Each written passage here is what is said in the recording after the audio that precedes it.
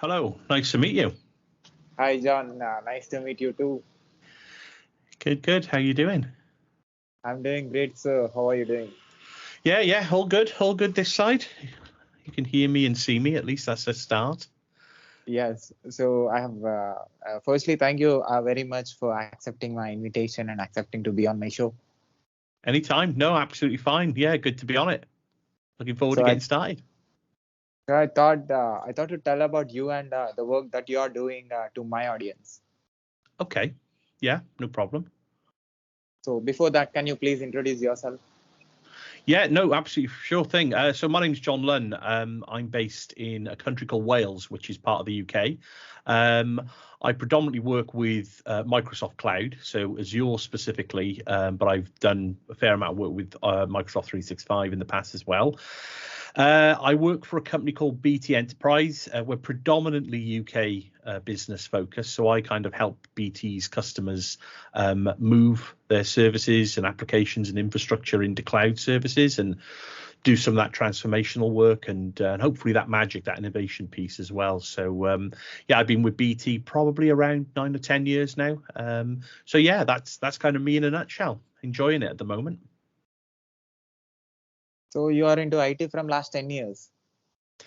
I've been working in IT officially for probably around about, I want to say 16, 17 years. But I think unofficially, most of my adult life, I think is probably fair to say. So yeah, I've been with BT for 10 years. Before that, it's probably about 18 or 19 years now, I guess, actually come to think of it. But yeah, so I've been with other companies before that in an IT capacity. And, I didn't start my working career in an IT job. I started in a different area, so I kind of worked my way into IT. But yeah, that's what I'm doing at the moment. So you live in? Say again, sorry, Si. Where are you from? So I'm from Wales, UK. So Wales is the little country attached to England. Awesome. So can you tell me more about you as a technical architect? Yeah, absolutely. I mean, my journey to where I am at the moment. So I'm predominantly working with cloud services now. So I guess you could probably say when I started my career in technology, I was what I probably see a lot of people do. I kind of had what I would call a traditional introduction to IT. For somebody with my background, which was really I went to work for a manufacturing company. So I was working for a manufacturing. They were a relatively small manufacturing company. And like I said earlier, I didn't join them as somebody that worked in IT at the time. But I'd always had a background. I'd always grown up with computers. I had a Commodore 64. I was dabbling with basic programming languages. I use graphics designs tools. I use web development tools like Dreamweaver and Flash back in the late 90s and early 2000s. So I was always dabbling with creating websites for friends and family and, fixing people's PCs in my, kind of spare time. So when it came to work, I didn't, like I said, I didn't move straight into an IT focused role. So I was actually with that manufacturing firm for around about 6 or 7 years. When I decided actually IT was a career that I wanted to progress further. So I took it upon myself to start studying for a degree. I mean, we're talking a fair while ago now. So back then it was like seeing that taking a degree course was an entry into an IT job back at the time. And I know it's great to see things are changed to a certain extent, but are changing on that front, which is great. It's accessible for more people. But when I moved into the IT function for that manufacturing company, because it was a relatively small company, and there were only sort of 3 of us working in the IT team at the time, we got the opportunity to work on anything and everything business IT related. So it really helped me cut my teeth, understand the principles of IT from, user access and, security, access management through to network security, through to LANs and WANs. I really got hands on with everything. We used to joke at the time where if it had a plug on it, it was IT's responsibility to fix it or maintain it. So it was literally anything that needed to be done from a technical perspective for that company. In hindsight, I look back and think I was quite lucky to have that introduction, because it kind of gave me that exposure across a lot of IT disciplines, to kind of just develop and learn from. So I was with that company in that capacity then for probably around another 6 or 7 years on top of that. And like I say, working in IT, before it got to the point where, if you imagine I was working for a single company, working for a manufacturing company, we'd done some great things. I got involved in some brilliant project work. We'd changed up the LAN, the WAN. We'd introduced all the latest and greatest technologies. We'd done things with 3D CAD and computer-aided design, and I'd worked with the electronics department. We'd introduced some great working practices, all technically brilliant. It got to the point for me where I was kind of seeking, what is my next step up the career ladder, so to speak. So for me, it was moving into the world of consultancy, which is effectively taking the skills that I developed over that time and going out and helping other companies do the same things that I'd done with that particular company. So at that point, I moved into consultancy.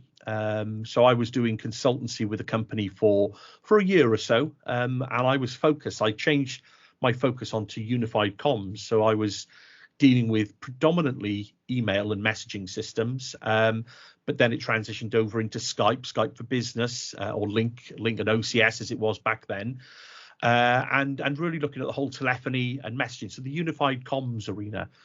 And like I say, I worked in that space with predominantly Microsoft technology, so it was all Exchange, like I say, Skype, Link Skype, and then into Teams. And I think when things transitioned over into Teams from a Microsoft 365 perspective, I'd done work with Azure. I'd done a fair amount of work on for other projects with Microsoft Azure, but I took the plunge to kind of focus specifically on Azure. So for the last 4 or 5 years, I've kind of been specifically focused on cloud platforms, if you like Azure, or predominantly Azure, to help customers transition over into them. And certainly over the last 12, 18 months, I've become a little bit more public facing. So I've done a bit more with community. And, thankfully, I got awarded a Microsoft MVP award back last year. So, so at the moment, like I say, I find myself working as a technical architect in the Microsoft Azure cloud platform arena, which is offering lots and lots of different opportunities with customers and great project work. So hopefully that kind of gave you a bit of a detailed view of where I am at the moment, Si. So in your complete experience of IT, you understand the physical thing called hardware and the invisible thing called software, and you understand the complete connectivity between it. Yeah, absolutely. And I think, it's one of those things that's certainly when it comes to cloud computing, the concept of hardware has kind of disappeared to a certain extent. But yeah, I mean, I'm if you like, of the generation, the age, if you like, that had no choice but to get involved with hardware. So when I did my degree, I absolutely did all the relevant modules around, literally from understanding how processors work and how RAM works and how disks work, and understanding that physical thing and how it works, how they join together, how they come to be. So if you like, growing your knowledge from the physical hardware up.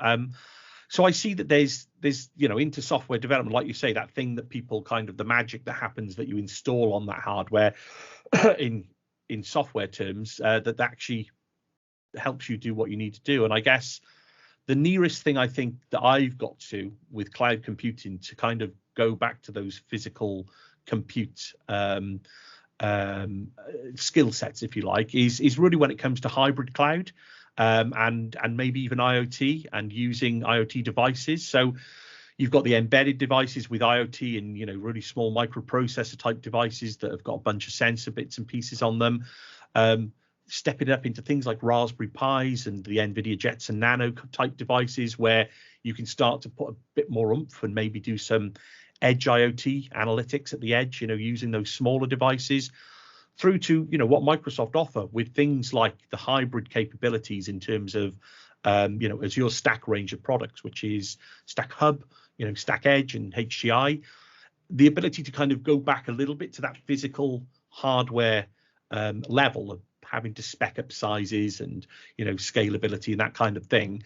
But then, hook that up in a hybrid capacity with the cloud platform. But so yeah, I've got a fair amount of experience in that, but obviously not had to use that so much, in cloud terms, if that makes sense. Yes, I got you. So how many Microsoft Azure cloud services you know? Oh, that's probably that's a tricky question to answer. I guess just to say it straight, nobody knows everything that there is to know with Azure. It's too broad a platform. When we say how many services do I know, it's again that in itself, not to be pedantic, but you can know of a service and you can know at a high level what it does, but then how much depth of knowledge have you got with that particular service is probably another way of angling it. And I guess the way I like to look at it is, personally, I try and keep my breadth of knowledge across the Azure platform as broad as I can. I try my hardest to understand what latest features have come out with different products and features within the Azure platform. But equally, I like to think of myself much in terms of where my background was. So I very much came through that traditional operations infrastructure with a small amount of development work, on a daily basis. I did a fair amount of scripting. So my skill sets kind of fitted really well in with the typical IaaS, so the infrastructure as a service components with Azure. Things like VNets, network security groups, firewalls, vWAN, compute, storage. That's where my skills kind of molded into straight away. But I think since working a lot more with Azure, when I first started with Azure, they were the skill sets that helped me. So that basic networking, compute, storage, that and identity management, I guess, that whole security element were the kind of things that got me into Azure. But then when I started broadening my horizons with what Azure was and could offer in a capabilities term, a lot of the a lot of the other capabilities that have been around for a little bit of time, but I just hadn't used them, started to become more obvious. So things like, and we see the ways that businesses are starting to use some of these things now, but certainly from a serverless perspective, the amount of serverless and low code, no code technologies that are available to you to kind of start doing some of that glue that joins disparate systems together or operates, bases on a particular event happening, you go and do something else. They started to come into light. And that took me back a little bit to, reigniting my, what I remember being a love for programming and doing a bit more scripting and programming specifically. I'd never considered myself a developer or a programmer. I always say I know enough to be dangerous, tongue in cheek. But what I would do with that is I'd start to use some of that experience or to re-educate myself and look at things like Azure Functions and start to do things around there. And certainly the IoT side of the fence, then, when you start looking at what Azure has to offer from an IoT perspective, the ability to act as that centralized messaging system for sensor information to come in from those physical devices, I started to look into that. So there's so many different areas. And again, you can take it further. Things like DevOps has become a big thing, not just for software development companies now, but for many companies that are deploying applications. So things like DevOps practices, the ability then to look at Azure DevOps as a place to hold your repositories, your code repositories, your pipelines for deployment, that whole CI/CD, continuous integration, continuous deployment kind of methodology, that all started to become more familiar with me then. So it's probably fair to say that as you go, onwards and onwards and onwards, and you can add things to lots of these different areas, things like containerization, so the ability to store a container image within Azure, the ability to publish a container image into Azure, and then consume that onto an IoT edge device, or maybe onto a bit of compute that's located somewhere else, or even take it that stage further and run those container images on a Kubernetes service. That's for me when I'm reaching the where I am today. They're the future bits that I'm going to start looking into in more detail. But I think it's fair to say that Azure is such a broad platform that, like I say, personally, just to reiterate, I try my best to keep up to date as best I can with that breadth of capability, but realize where I stand. So like I say, today it's in that infrastructure world, a bit of the platform as a service elements, some of the development elements. So it's always a difficult thing to know which bit to go at next, but the way I try and do it is based on what project work I've got on at the time, or if I've got a bit of spare time, I'll try and look into an area that I've not looked into before to try and glean some knowledge from that. But yeah, in terms of numbers wise, I think Azure's got well over 200 different features and product sets in the platform. I mean, I wouldn't like to put a number on it.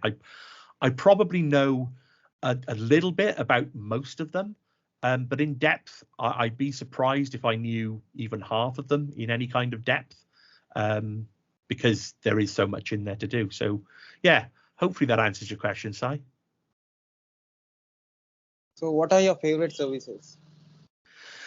Oh, that's a good question. Favorite services? Well, the ones I enjoy the most really are, I suppose, it's not so much the favorite services, it's the flexibility that a lot of the services offer to be able to join things together and create a solution. So when you look at things like IoT Hub, in its sense itself, it's a very simple thing that it's doing. But then if you hook that IoT Hub into things like, event grids, and maybe into things like Cosmos DB to store, JSON messages, I like the fact that all of these services on their own are the ability to understand what they are and what they do of their own fruition is relatively straightforward. I wouldn't say it's easy. If you put the time and effort in to understand what a particular feature does, is relatively simple.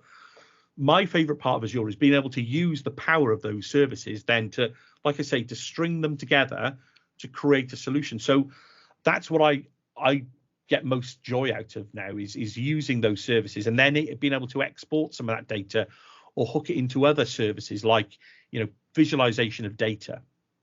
Once you've got a big pile of data sat in a Cosmos DB, it's being able to do something with it and realize insights. There's that, and I think the other elements that I want to play more with is really the machine learning and AI elements that are on offer from Azure. So I think they're the most exciting elements, I think, that are going on at the moment for me personally, that I like to tinker with when I can. So as an architect, how many projects you did, and how many services that you have used for it?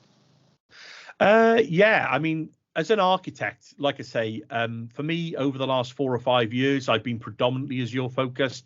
Oh God, again, numbers wise, I wouldn't like to count. There's the projects that I work on range from relatively small pieces of work, like hooking up maybe a VWAN or an express route, relatively small, straightforward pieces of work that can be done relatively quickly, right the way through to large transformational projects for companies. So that may take a multi-stream way of working in terms of working out what the customers need to do and moving various aspects either directly into Azure in that kind of lift and shift kind of mentality, or helping businesses understand what they need to do. So when you've got a large complex piece of work like that with the company, like I say, generally it's dependent on the applications and what we're looking to get out of the Azure platform for that business. It can turn into 5, 6, 7 different work streams that we break that project down into.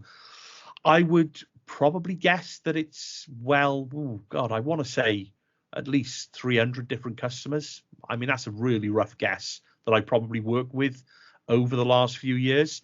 And like I say, some of those projects have been long-term, long-standing, year-long projects. Others have been a few days worth of effort to do something for a particular customer. But the services, like I say, certainly over the last year or so, I've certainly become more aware of customers speaking about the more innovation style work that needs to go on when we look at digital transformation, what that really means for businesses. So it's only really over the last year or so, I would suggest, that I've really started doing that more often than not. Before that, it was more the migration activity. It was more the traditional kind of application transformation in terms of splitting multi-tiered applications out into their component platform as a service offerings in Azure. So if you like, it really turned into more of a migration style project than a transformative and innovating some additional things for a company. But yeah, like I say, lately it's really getting to the exciting, I like to call it the exciting stuff, because you're able to really help businesses. It's not just about the technology at that stage. It's about understanding the business and what the business needs to do, what outcomes they need to address, what problems they have, and then turning to my skills with technology to help the business understand how they can use that technology to innovate and glean some more of that insight from their investment in the cloud services that they're consuming. Few experiences of yours as a cloud architect while moving the physical infrastructure to the cloud with the clients, while having conversations. Say again. So what are my experiences? Yeah, any few experiences of yours which you cannot forget while understanding the physical infrastructure of the companies and moving it to the cloud. Yeah, I mean, to be honest, when it comes to approaching that kind of work, it can be a daunting task, and I think, Microsoft have tried to help in terms of putting together what they call a cloud adoption framework, which, is really aimed at trying to help people break things down into, right, where do we even start? What is the first thing we need to do? Now, to be honest, the cloud adoption framework is there for a reason. It's to help people on that journey to make sure that they've kind of asked the right questions, they've gleaned the right information. But I think when it comes to actually doing some of this stuff as a consultant or an architect, when you're working with the company, I find a lot of the time it's about hearts and minds. It's about you speaking to, people at other businesses, and they're on the same page, because we all know, and this might get a little bit deep now, but when it comes to talking about like cloud services, we're going to migrate to the cloud.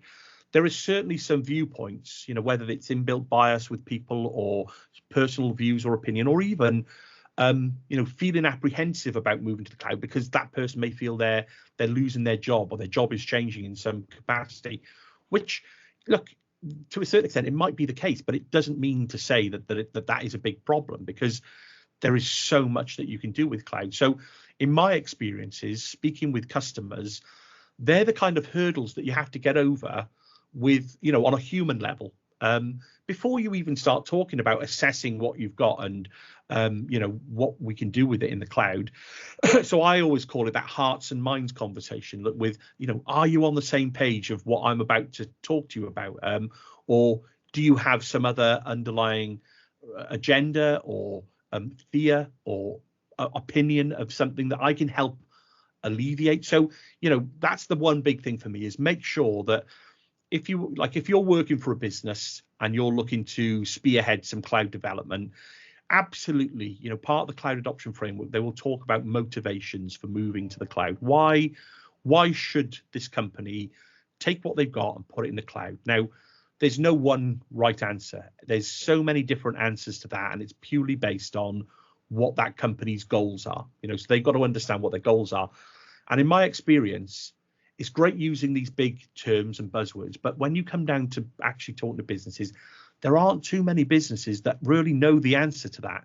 There aren't too many businesses that have really got all of that sewn up and have got that. So as a consultant, you're also helping to develop that strategy and that vision for where the businesses can move to. Why would they use the cloud? Help them realize cost benefits. Some companies may have a complete, we've got to be out of a data center within 6 months, so we don't care how it goes into the cloud. We just want you to put everything in the cloud. And you're like, okay, so it's a tactical move. We call it a tactical, right, we'll move you from point A to point B. But in doing that, what we try and do is, or what I try and do with customers is help them understand that, look, it's as much as we're doing this for a tactical reason, there are things that you can learn from that. So you need to make sure that if they've got internal staff, they have got the opportunity to learn about this and where it's going. Because look, they may be the people that are end up managing this moving forward. So if they're not aware of what you're doing and where you're putting it, they're going to be lost. So of course, we try and help companies do that piece of work. So actually do what they need to do, but then not just leave them in that situation, because we might know, yeah, that's not the best position to be in potentially. So we help them realize the best, the next step forward effectively. So yeah, I mean, I can call out lots of examples where, like I say, a non-technical conversation has become a roadblock, and there are typical, even in the cloud adoption framework, there's even guidance on how do you cater for roadblocks. How do you cater for when you've got that one person that sits in a predominant place as a stakeholder of a project that for whatever reason is becoming a blocker for a project. And it's back to that winning hearts and minds, really trying to understand it, empathizing with your customers, understanding it through their eyes. And what I always try and do is not just help them get to what they think they want, but offer those suggestions and offer those different views, which, it may be that you're telling them stuff that they already know, or it may be that you're telling them stuff that is complete news to them and they didn't realize that the cloud had those offerings. So like I say, the different types of customer as a consultant and architect always end up being a lot of different ways to talk about things before we even get to the technical part. So it's a really interesting position to be in, I think is probably fair to say, a lot of the time. So if you don't have that want or will to have those conversations, what I see happening is assumptions get made. So if you don't go through these kind of conversations with customers, or you assume people absolutely know what they want, you end up building something that doesn't meet expectations. And that's when you start getting project scope creep and potential project failure. They're not hitting what they target. So I always find, be really explicit, be really specific about what we're going to be there doing, and do your best to understand how to get over some of those roadblocks, if that makes sense. So hopefully that's a bit of an anecdotal feeling for what I've had to deal with from a number of customers over the years. So one side you're talking with the machine, another side you're talking with the human beings. So how you are able to do both? That is a really good question. And honestly, I think it does take a certain, I'm not saying I do it correctly at all, and this is no, I'm not saying that I'm great at it myself, but it really is. I believe it's from experience. So like I said, I mentioned I didn't start my day job in IT. So I worked for a manufacturing company for 6 or 7 years before I worked in IT. So I understood, this is what I relate my own personal story to. I worked for a company in a different capacity. I was working in a commercial team. I was dealing with lots of different departments like finance, like marketing, like sales. So I've had 6 or 7 years, well, longer than that actually. I've probably had 8 or 9 years in a non-IT job where it's been my 9 to 5, it's been my day job, but I've had to understand how a business works.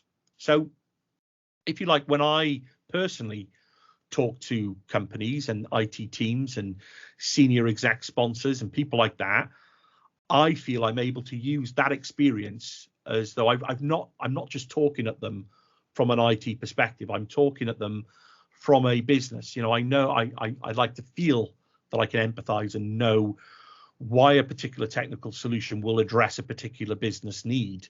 And it's not just about the ability to do a certain function. It's about how much that's going to cost. It's about how do we maintain that. It's about how do we develop that. How easy is it to develop? There's all of these different variables that play into it.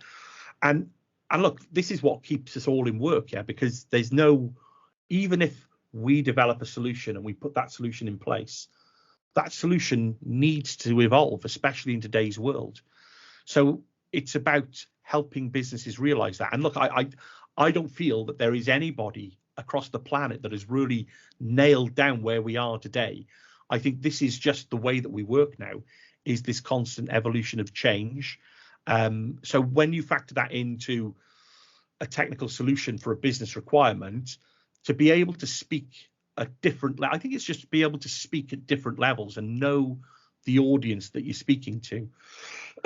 So if you are speaking to a technical team, clearly if there are a bunch of techie people in a room, we all know, well, I'm a techie myself, that we just love to talk tech. The fact that HR haven't signed off on it or finance haven't got the budget for it, we don't care about that. Techie people love to talk tech. So then when you step that into speaking with a bit more of a broader section of people within business, maybe they don't work in tech, but they certainly, they work for whatever the business is that they're working in, but they may be, all the other kind of job functions like finance, like HR, marketing, sales, manufacturing, whatever it may be. They've all got their own their own view on what they want to get out of this business solution. So like I say, it's just the ability to try and empathize and see what those people are asking for. And they may be asking for something in a non-technical way.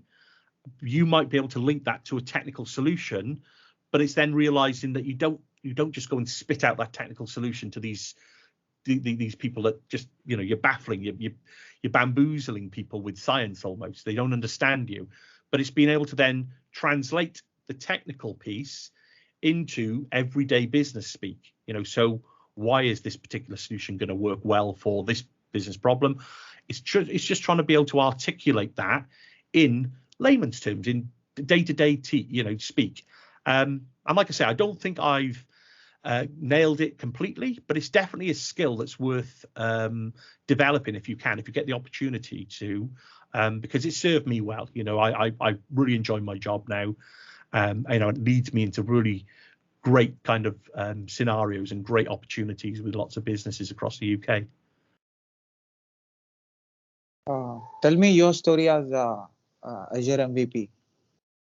Yeah, absolutely. Well, to be honest, it's a bit of a fun story. So I'll try and give you the cut down version of it, because it's quite a long story, I guess. But I've been working in tech for years. I've been going. I don't know about you, Si, whether you get to go to the events, but if you have any local events or if you travel to go to events, but things like Microsoft Ignite, we have things in London in the UK, big exhibition centres where you always get to visit. Pick up to some free pens and stickers and do a bit of networking, sit down and watch a session and learn stuff. And it's great. It's great fun. It's great educational, and it's great from a networking point of view. So I'd never really dabbled in community. I was always on the outskirts of this thing called community, and I kind of always knew that Microsoft had this MVP program, and I never really saw it as something that I would aspire to be or do. I always held that kind of person up on a pedestal, that they were great, technically, and great, brilliant people doing all sorts of stuff. I didn't hold myself in that category. So when COVID started and we all got locked down, my son, so I've got a young son, he wanted to be a streamer, gamer. He wanted me to buy him a PC. And I basically said, long story short, if I'm buying him a PC, I'm going to try and use it for my own end. So because we were locked down, I thought, well, maybe I can use this as an opportunity to start learning some of the modern, get down with the kids, as they say. What is Twitch? How do you become a YouTuber? What's TikTok? Recording YouTube videos and all that sort of stuff. So basically, where I am at the moment, the office that I'm sat in, I developed this and built this up over COVID to serve as with a PC, a big PC for my son to game on, for me to do some various bits and pieces. So back around about, I want to say May time 2020, I started doing a few bits. So I started blogging. First thing I did, I actually had a blog from 7 or 8 years before that I'd done like 1 or 2 posts. So I re-brought that blog out. I started blogging about things, just posting about anything that I was doing at the time.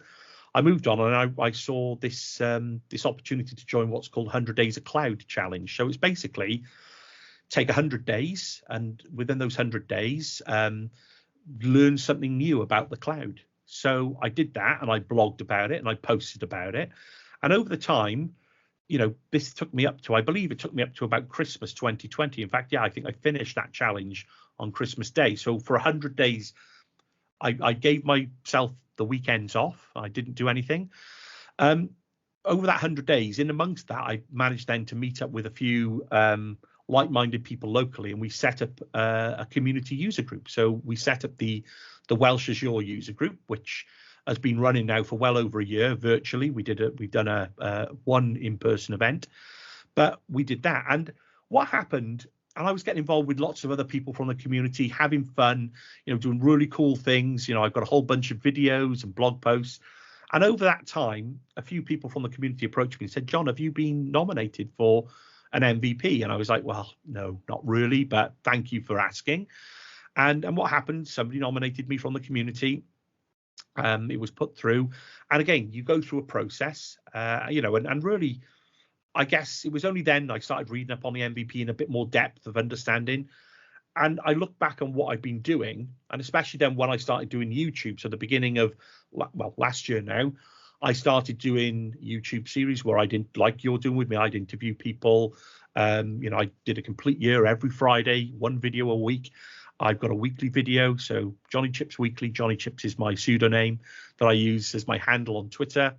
And I've been doing that. So when I started reading up about the MVP, I realized then that the MVP process and becoming an MVP was really about being or showing that those leadership qualities within a community. So helping others to develop skills, or inspiring and pushing, nudging people in a bit of a direction if they don't quite know which way to turn on occasion.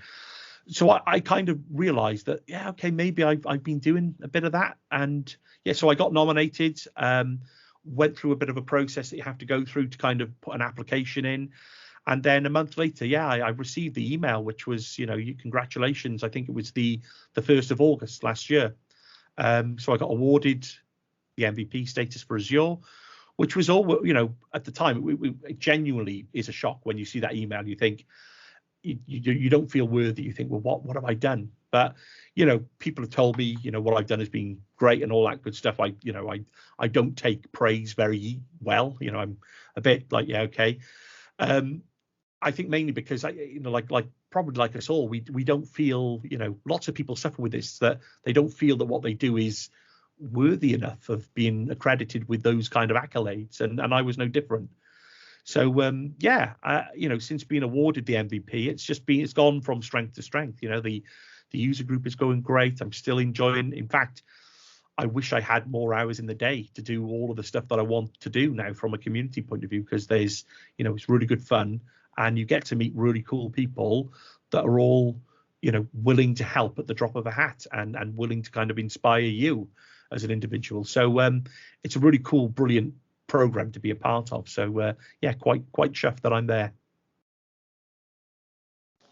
And your story as MCT?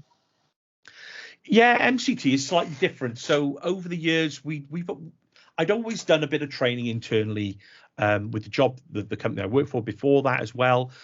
And it came up, I think after Ignite 2019, me and a couple of colleagues thought, well, why don't we just apply? Because I think becoming an MCT, to be honest, there's not a huge barrier to entry. You've got to have your certifications. You've got to have, if you go onto the MCT site, it'll tell you that the certification to qualify.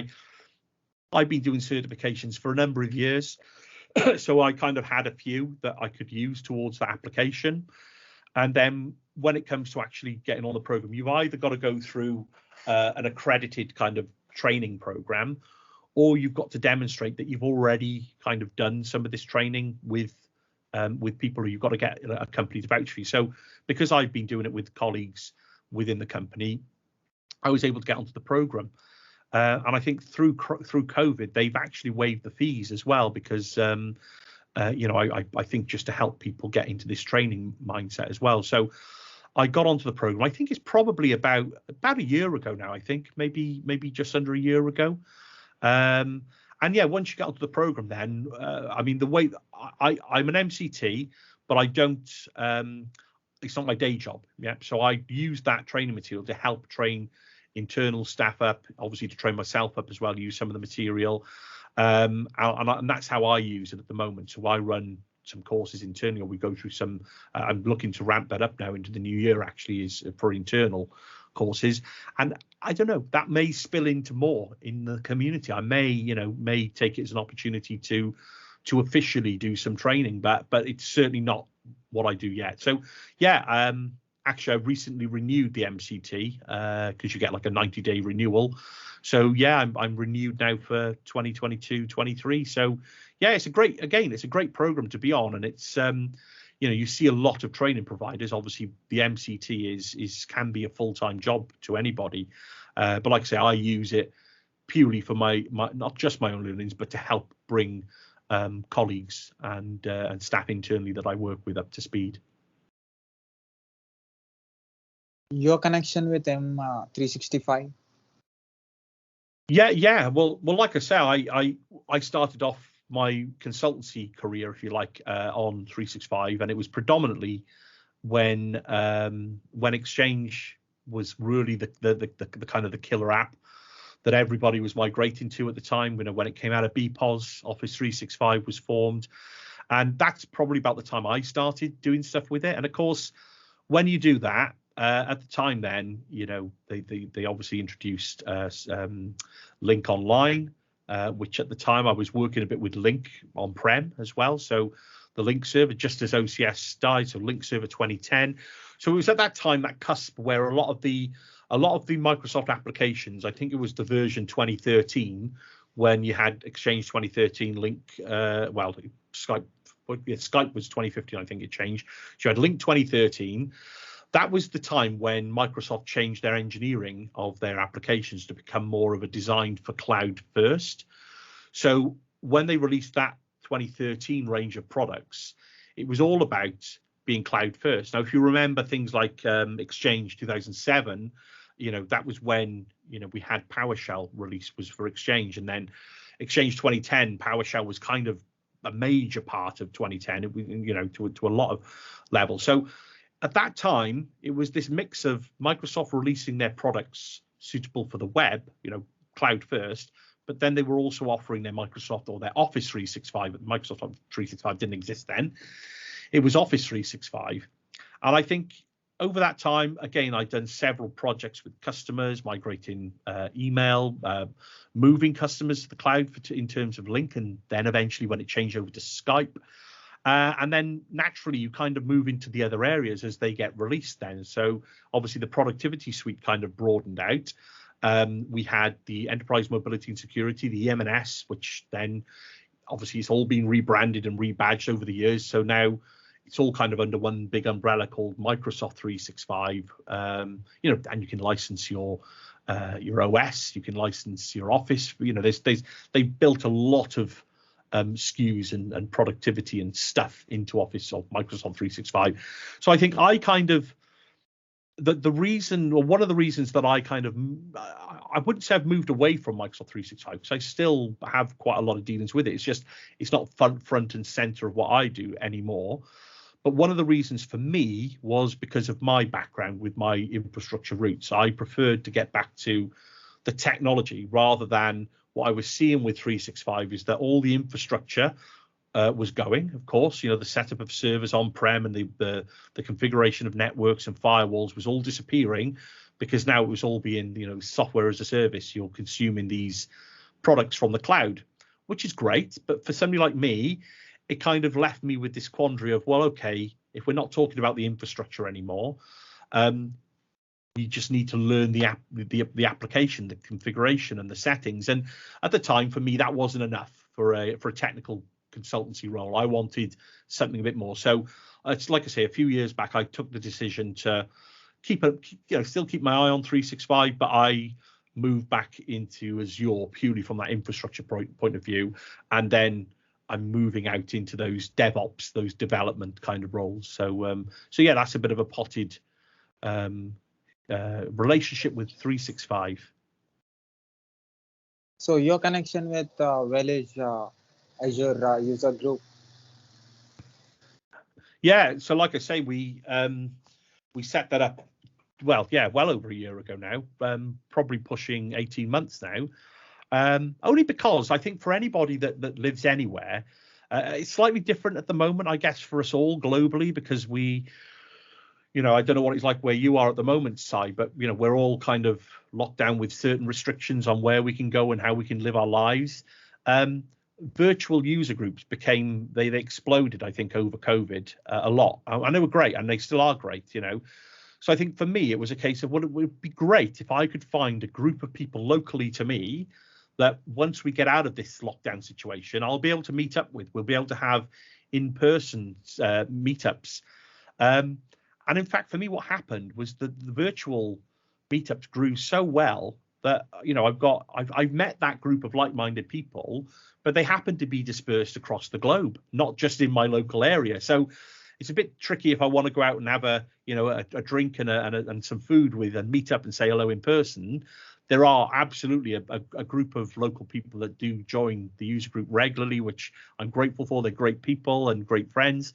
But I think it's grown.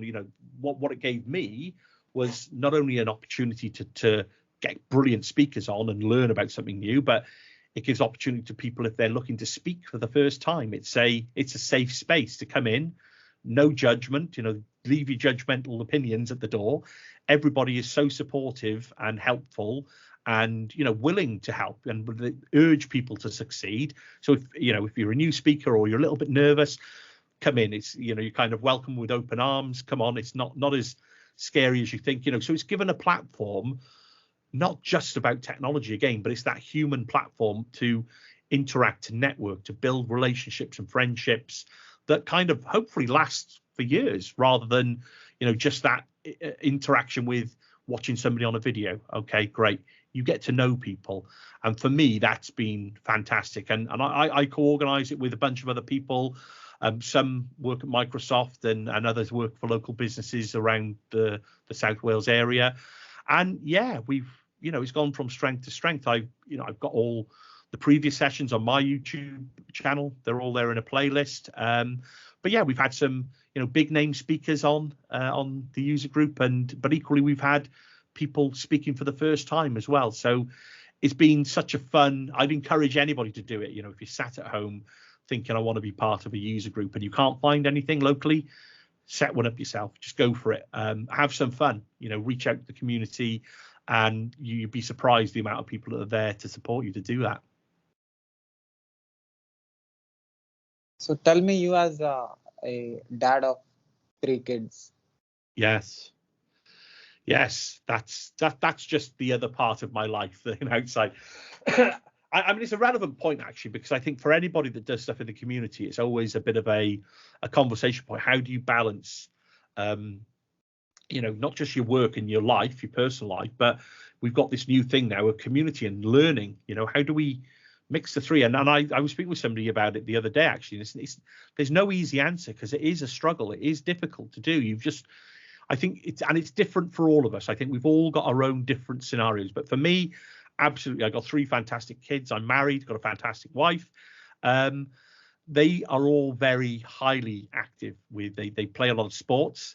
Unlike me, I'd rather sit and watch TV or sit with a book, but my kids are very sporty. So what it means for me is that I'm back to now being dad's taxi service. So when my kids in fact, later this evening, I'll be driving down to take my son to one of his activities. So it's great, but they're all of an age now where they're all in high school, so they're all nearly teenagers, all 3. My youngest is going to be a teenager in a few months' time.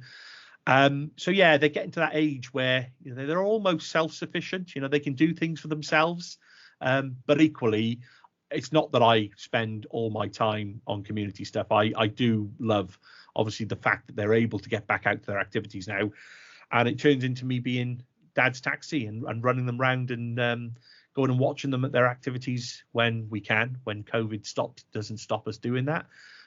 So yeah, but I mean, back to that point of obviously family life and having partners, kids, whatever it may be, other family members, and doing community work, and of course having a day job. Fitting all of that in is definitely something that needs to be given proper consideration and prioritization, to do that properly, to make sure that you're not just keeping everybody happy across those three areas, but you're giving some time to yourself as well.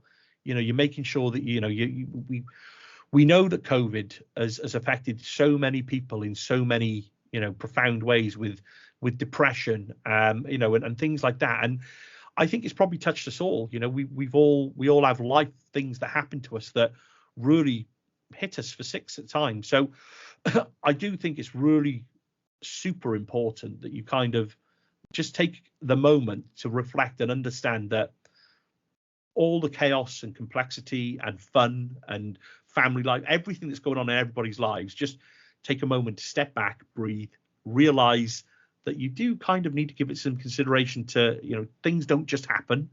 You need to make sure you're not spreading yourself too thin, and that you're making sure that you're not running yourself into the ground as well. So take some time. And I've been guilty of that. Absolutely. There have been times where I haven't got that balance right. And I've probably done either too much work, too much community work, not enough family time. But look, I think we're all human and we learn from those things. But it's just about being more mindful about that, So yeah, things are great. It's just I'm not going to hide it. I've got a lot on always. I think anybody you speak to that does community work will probably tell you the same. I think it's just knowing your limits and making sure that you've got your priorities right. And unfortunately, that's not an easy task. So you've just got to do your best, I think it's probably fair to say. But for me, I think I'm about right at the moment. I'm getting there. But it's good fun. It's good fun. So you have website. What do you do? I have. Sorry, Sai. I have. You have website. And what do you put in your website?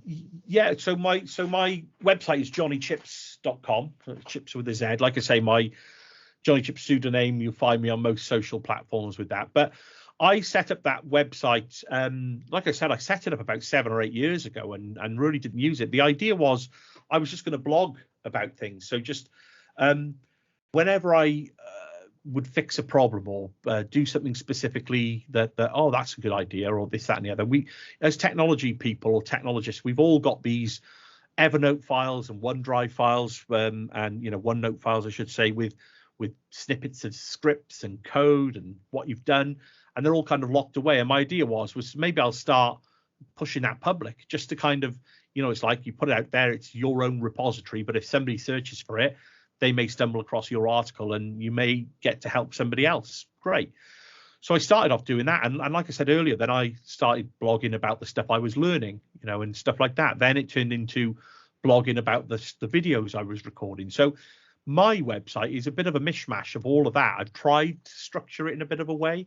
But yeah, I mean, if you take a look at it, you'll see that there's the last few months predominantly are around videos, the Welsh Azure stuff, everything I kind of get up to, I try and push out. So when this episode goes out, I'll no doubt blog about this episode as well, and the chat that we've had, Si, So I generally try and keep, it's a bit of a journal of stuff that I've been doing at any given time. And so hopefully people, can use it, like I say, normally it's the algorithms of Google that guide people there, and I can see what my top posts are, which are cool. It's normally any DevOps posts that I've done or any quirky little things that I've done tend to get lots of followers for some reason. So yeah, but I think it's more, for me, it's more of a journal of stuff that I'm doing in the community.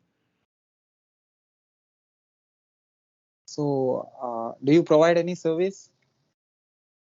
No, not specifically. Like I say, my main job, if you like, is working for BT. So I don't actively provide service that people can buy off my website. I've got no services as such that people can hook into. If you're a business and you want to get me out helping you do your thing, you've got to come via BT to order that kind of that order journey. But no, to be honest, all the stuff that's on my website, the community stuff, is all purely stuff that I do for fun. And to help people, because helping people I always find to be fun, So, if I'm doing, like, for example, my weekly video that I do that predominantly to try and keep my own like I'll look at the Azure news and updates for the week, and it'll be sometimes it's my first time reading what's come out over the previous 7 days. But I do it deliberately to kind of help me keep on top of things. Now, if people choose to follow me, hopefully that helps them keep on top of things as well. It can almost be like a little bit of a podcast style episode every week. And in fact, that's what a few people have told me they use it for. They tune in, they listen to it, and kind of helps them keep on top of things. But yeah, that's probably about it, I think, for a minute anyway. So at last, do you want to say anything to the technologists who are watching and listening to our conversation from anywhere on this planet? Yeah, no, absolutely. I think one of the key pieces of advice that I would probably give out to anybody watching this, if you've managed to get to the end of this video, thanks for watching, is look, just do it. Just get on with it. Just whatever it is that you want to do, just do it. Don't be afraid to fail. Don't be afraid of anybody judging you.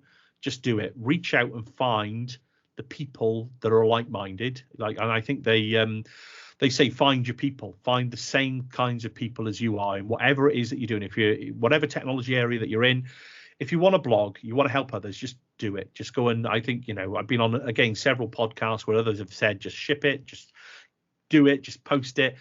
Don't be afraid. There's always that element of apprehension, and I think that's natural for a lot of people. But reach out to a community. There's a fantastic community out there, always willing to, give anybody a leg up, give everybody that foot up and support, encourage, cheer along. You find those kinds of people, and they're not difficult to find. Just put yourself out there a little bit, say hello, and then it's up to you. It's based on your comfort level, it's how far you want to go. But all I'd say is, don't procrastinate. Don't sit back and think you'll do it tomorrow. We only have this one chance to do these things. You can just do it. Just do it. Take the plunge, and you'll probably be grateful that you did. Is probably my best bit of advice. So, what do you say about our conversation? This conversation. Yes. And Si, when you asked me to come on, I had a quick look at your YouTube, and you're doing some great things. And I think what you're doing is to be honest, it's very similar to what I do with other people as well. I speak to people in a very similar manner. I think it's great. It's great that you're doing these kinds of things, because fundamentally all you're trying to do is help others. You're trying to show others the opinions and views and insights of people from around the globe. And I think, you where are you? Sorry, Si, where are you based? You're not from in the South UK. India. So exactly. So you're in South India. I'm based in the UK. And I think it's fantastic that with technology, we're able to have this chat. In theory, we come from two different viewpoints of the world. We've got completely different life experiences, and the fact that technology brings us together to have this chat, I find brilliant. I find it fantastic that I'm able to chat with lots of different people from lots of different cultures, backgrounds, experiences, because all it does is it helps us broaden both of our lives. It's like you have got a bit of an insight as to what I've done in my life now, and equally on all the guests you've had on the show. So yeah, all I'll say, Si, is keep it up. I think I don't know how long you've been doing it for, but how long have you been doing it for?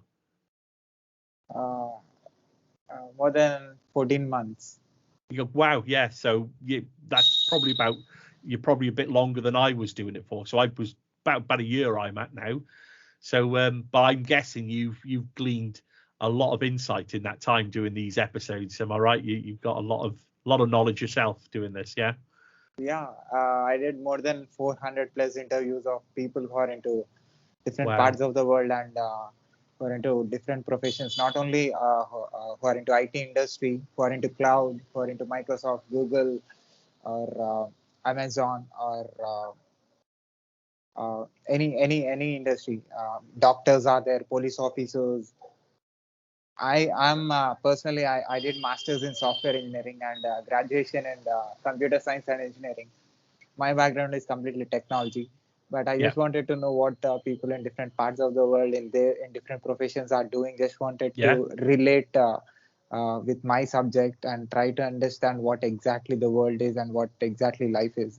Oh, bravo! I mean, keep it up, Si. It's fantastic. I think you're doing brilliantly well. I think it's a great way to learn things, I find. So yeah, and I think, to be honest, yeah, people probably, I mean, maybe not watch me, but I'm sure you've got a lot of other guests that have just had some really great insight and great, knowledge to kind of put over. So yeah, I always find that these chats, they're, not everybody can spare, an hour or so to listen to somebody to talk about a subject that maybe they're not too familiar with anyway. So I always find, like, one of the things I'm going to try is to cut down an episode like this into a little bit of a bite-sized chunk, and like a mini episode of a few minutes to try and get out some of the key points, and maybe if people want to watch the full episode, then they can, it's but yeah, I love, obviously you can tell I like speaking anyway. It's kind of what I do for my job. But it's great to support what you're up to as well. And, anytime, Si, look forward to in the future, if you ever get up to anything else, feel free to call on me at any time. It's an honor. It's a great opportunity for me to talk with you and ask you questions and tell about you to the people who are watching and listening this conversation from anywhere on this planet, and through any platform. I'll put this in all the podcast platforms and on my YouTube channel. Uh, uh, Technology is a universal language. Any person, any person who is into anything can understand. And I'm sure from India you will. A lot of people will understand what you are saying, whatever you said, whatever the experiences that you had, and how you developed your skills and how you solved problems. Even if it helps one person to change and develop and grow, it's a very big thing. It's a very big contribution from me and from you to the world, to the tech industry. I completely agree. Yeah, 100% agree, Si, and that's it. And I'd say, to anybody watching, feel free to reach out. If I said anything that you want to know more, feel free. I'm on Twitter, LinkedIn. You can find me. I'm more than happy. And I do. There's plenty of people from across the world reach out to me and drop me a quick line, and I'll do. At the end of the day, if it depends how many people, but there's only a certain amount of time you have. But I do my best to answer everybody and get back to people as well. So yeah, it's been a pleasure. Thanks so much for inviting me on, Si. It's been great. I'll put your I'll put your web links in the description of this video. People who finds our video on YouTube can see you and the work that you're doing. No, that's brilliant, Si. No, it's and yeah, as soon as you get it out there, I'll like I say, I'll do a little bit of a blog and forward it out as well across my channels to get hopefully get more people over to what you're up to as well. Thank you, sir. Keep going, keep doing what you love, and keep inspiring people like this. And I'm sure because of you, the industry will get affected positively for a long time. No, likewise, Si. Right back at you. I think you're doing a grand job as well. So yeah, keep it up, Si. Lovely to speak to you. Can I put this video on my YouTube channel with your permission? Absolutely fine. Yeah, of course you can. Also, can I put this audio and video clip on my podcast, website, internet, social media, everywhere with your permission? Not a problem at all, Si. Yeah, use it where you need to. Thank you, John. It's a great time with you. No, my pleasure. I'll speak to you soon. We'll catch up soon. Thank you, sir. Ta-da. Bye, Si. Bye. Bye.